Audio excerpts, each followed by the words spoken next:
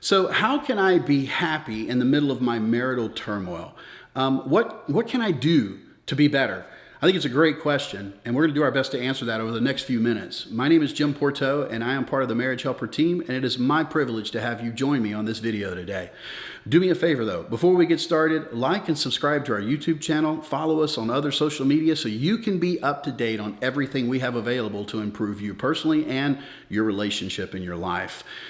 Also, at the end of this video, we're going to have an opportunity for you to receive a resource absolutely free of charge just by tuning into this video and staying till the end.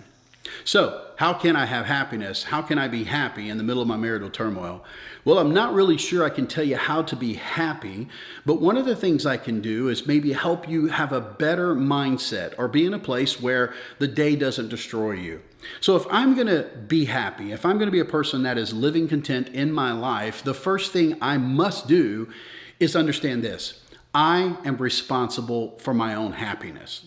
See, oftentimes I speak to people and one of the things they tell me is, he said this, she did that, circumstances did this to me, and here's the four-letter word they use. It made me do this. Now, you and I know that there really isn't anything someone can make us do. I mean, they may threaten us. They could do different things to us. I'm reminded of a story of a young girl whose mother kept standing up and her mother kept saying, you need to stay seated in the back of the seat. And she kept standing up and her mother would stop the car, sit her down, and then her mother would yell at her. Finally, her mom got back there, put her inside of a seatbelt, and she said, now try to get up now.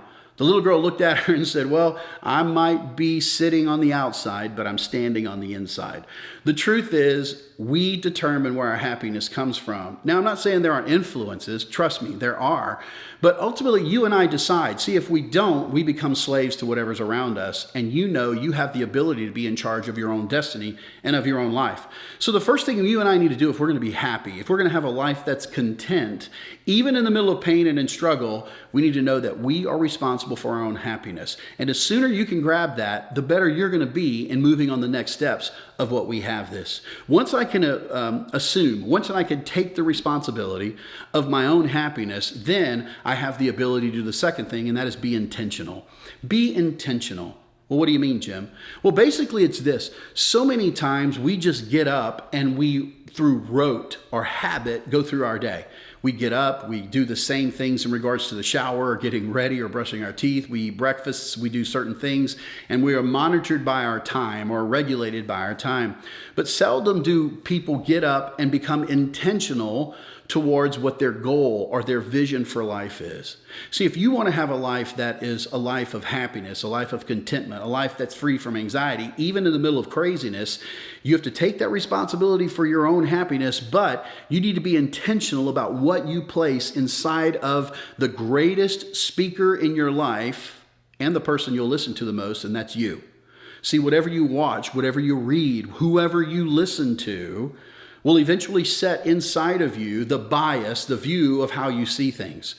So I remember a time in my life where I was waking up and looking at the news every day, and then I wondered why my morning appointments seemed foul, just didn't seem to work. Well, part of the problem was I was ingesting myself with the garbage of the day, just more junk. And none of it was encouraging. So I was starting my day with negative, and it took a tremendous amount of positive to overdo that. In fact, people say in order to undo one negative, it takes up to 4 or 5 positive interactions. And so I'd start the morning negative, and then everything seemed to follow that way, no matter what I wanted to do. Of course, I'd find me a positive, saying or meme and try to do that. But it's only as good as about the time you read through your mouth and you hear it if you're not being intentional about it. That means every day you wake up and you say, what do I want my attitude and my heart to look like today? And then you make the decision at that point to do the things that bring that about. So you can't get up and just be organic and hope the day's going to work out. No, the day will be organic and you're going to get what you get. But if you wake up and say, you know what, I'm in the middle of turmoil, there's struggle here and a lot of things I can't control. But what I can't control is who I am. So I'm going to get up, I'm going to ingest positive things, I'm going to focus on positive things, I'm going to start maybe a gratitude jar where I'm putting my gratitudes in there. Why? I'm going to be intentional about the mindset that I have.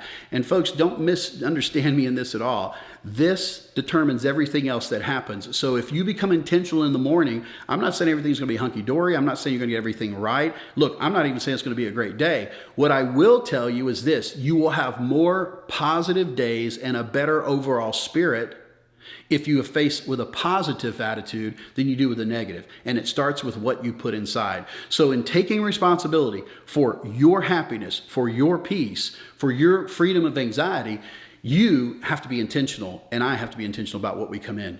The other thing we have to be really careful about doing is that we make our well-being a priority. See, so many times in a marriage that is going through difficulty, what we do is we focus on that other person, and we promise a lot, we swear, we won't do, we will do. We start going overboard trying to do things for this person, and we start neglecting ourselves. Now stay with me. This isn't an either or. This is a tension you're going to manage, not a problem you will fix. And so what happens is you're going to be working through the fact of trying to work in their life, and you want to be a positive influence in the life of your spouse who may be estranged or struggling. But at the same time, you will not remain a positive influence if you're not taking care of yourself. So you've got to place yourself first in care. It's like, you've heard this before, I know, but I'm going to use it again because it's a great illustration. It's like what they tell you when you're in the airplane and you're traveling with someone who can't care for themselves or a child. It says, if we lose pressurization in the cabin, oxygen masks will drop. Fully extend that oxygen mask and place it over your head and mouth and breathe regularly. And they say this: if someone is with you who needs assistance, please don your mask first. Why? Because in the process of helping that person, you may perish. So you can't lose you in this process. If you do, you just become a puppet. You must be intentional about taking authority over your own life and making yourself your well-being a priority. That means physically, intellectually, emotionally, and spiritually, you are being the best person you can be. And if you are doing those things, getting sleep, eating well, getting some exercise, thinking on good things, right? Listening to good things, being around and with people that make you feel good and significant, and being consistent spiritually with your value system, that makes you the best version of you. And watch, it makes you the right person for this relationship. Not only that, it makes you everything you can be to face that day and help you develop what the last thing I want to tell you about that is: a positive mindset. See, unless you're taking care of your pies, being a person who physically, intellectually, emotionally, and spiritually is at your highest level, you're working hard on you. If you don't do that, you're never going to have a positive mindset. See, a positive mindset is different than positive thinking. Positive thinking is the reciting, maybe either out loud or in my mind, famous sayings or scriptures or proverbs or poems that make me think on the positive or that focus me on something else. Like, I'm in the middle of suffering, and so I read, I once felt sorry for myself when I didn't have shoes, and then I met the man who had no feet. Well, I get that. Intellectually, I would rather have feet than no feet, or feet with no shoes than no feet at all. But when I'm in the middle of my turmoil and I'm struggling, I really don't care about that. Why? Because I'm in pain at this point. You've got to be to a place where you look at things and you say, it's not just a positive word or whatever, but it is, I have a positive attitude at life. It looks like this.